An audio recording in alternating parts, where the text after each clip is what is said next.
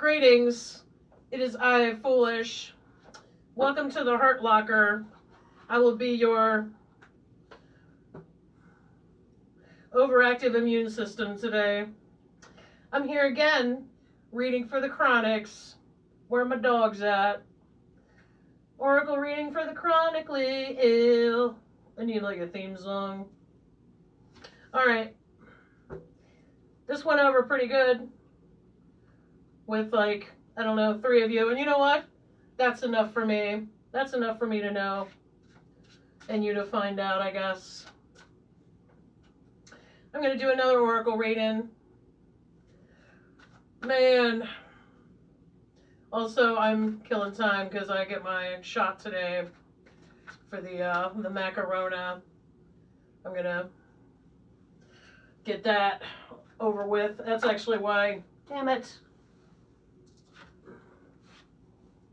That's actually why I have not gotten my psoriasis treated. Because it's either really, like, treat that or get the vaccine. Like, I knew I wasn't going to be able to do both. So the sooner it can get here, the better. This afternoon. I got, like,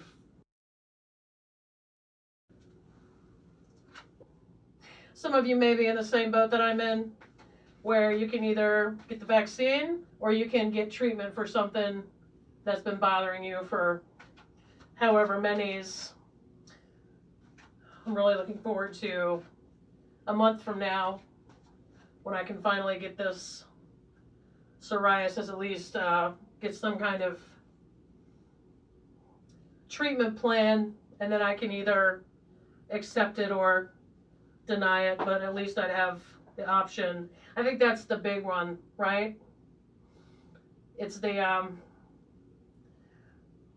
you're limited by what you think your options are. Sometimes you don't have as many options because of other things that are going on. Like right now, for example, a lot of people are postponing treatment for their chronic illness because they know they've got to be ready for the vaccine. And you can't do both sometimes. Anyway, I'm almost coming to the end of my agony. And I would say, like, misery, you know, I've adapted to misery. Agony, this has been a whole, like, I've definitely leveled up in human suffering. To me, I feel like I'll be the better for that in the long run. I like to play the long game. And it just means that I am further inured to abject and terrible states, and I no longer, you know, I surrender to it. I don't try to control it. I don't try to fight it. I just accept it, and then I try to figure out how I can use it to my advantage. That strategy works for me pretty well. Let's take a look, though. See if we've got any sort of wisdom for you today. My chronics, my chronic friends. And also non-chronics. I mean, we can actually refer to you as cross-watchers, I guess. It's like when you watch somebody do, like, a reading on Gemini and you're secretly a Scorpio. I'm not going to know any different. This channel's for everyone to enjoy. It's not for the chronically ill or for everyone. It's chronically ill and everyone, and vice versa. I'm an and person, not an or person. Realized recently that I think some of the difficulties we're having interacting as humans is, I don't want to do that. There are 2 types of people, but I will say that I find it's easier to deal with people who are this and that, not this or that.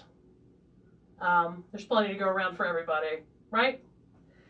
Let's pull this card. Let's read this potentially poorly written description. No hate. They're actually starting to become fun for me. So let me... You. Come on. Oh! I got two guys. I got two guys.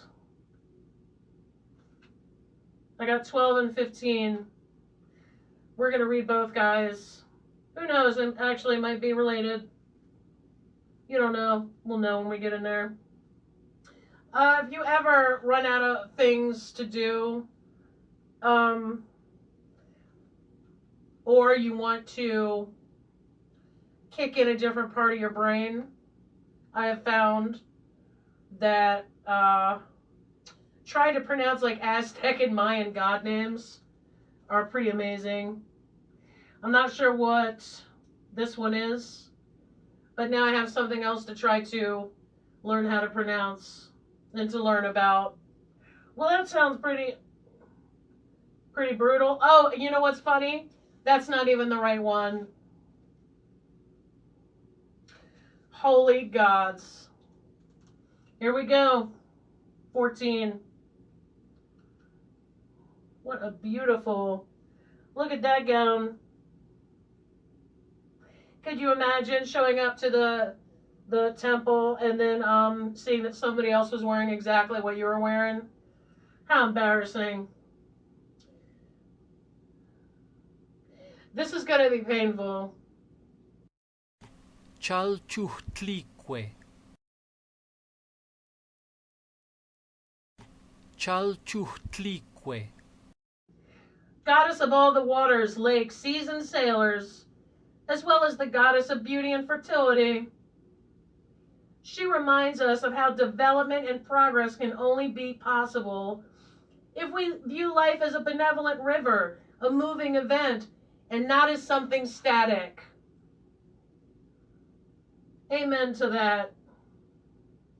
The flow expressed by the love card, callback, which, if understood and allowed to run, allows to bring beauty and ardor instead of lightning and storms. Although I do love a good storm. What was I just saying about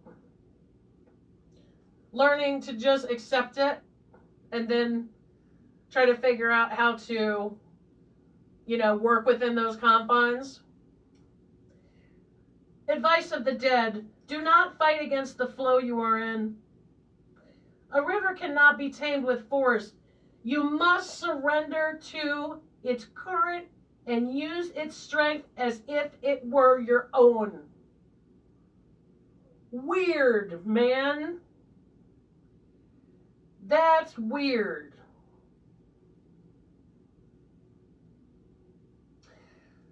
That I actually have a little bit of the heebies. That's weird. Let's just go with it, though. Let's just go with the flow, right? The other card that I picked, which must be important, 15.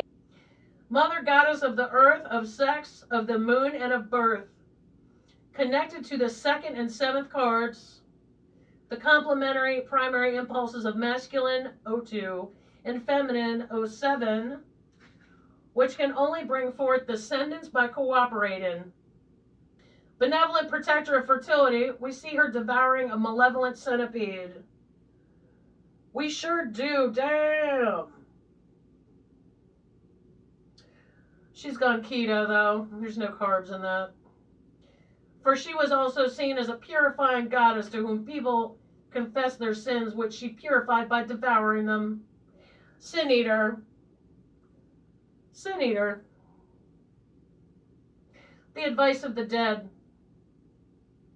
Trust your intuition, but first accept and admit your defaults to yourself. Only in this way can your journey be prolific, rich, and unobscured by your ego. Trust your intuition, but first accept and admit your defaults to yourself. It doesn't say faults. It says defaults. Oh my God, that's so... Your defaults. A concept in Buddhism is going against the stream of your, programmed mind, your dualistic mind, your ego, your untamed mind, your kind of like your unchecked ego, right? Your defaults, but not your faults. Like you're rising above your default settings so that you can do things that you couldn't do by default. Maybe even your instincts that are programmed in your DNA, but man, this got a whole lot deeper than I expected.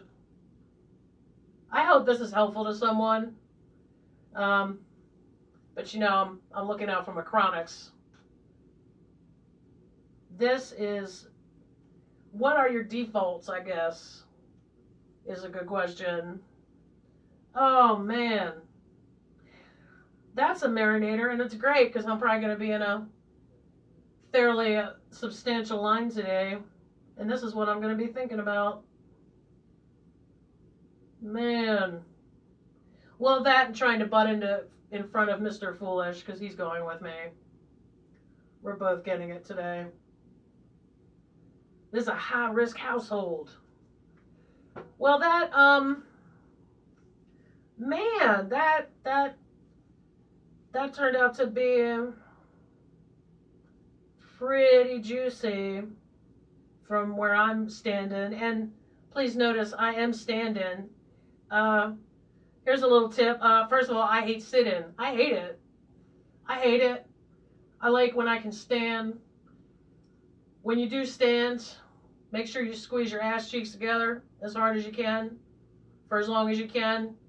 Takes tension off your lower back.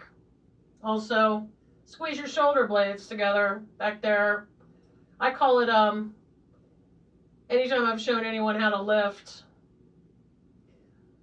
the cue is T-Rex arms. Like you have your arms out like this, but then if you're imitating T-Rex, right? You're pulling your arms into your rotator cuffs and your shoulders are coming back, but also your chest is expanding. So it improves your breathing. And it also stabilizes your spine. Just a couple tips. And that's for everyone. Everyone can use that.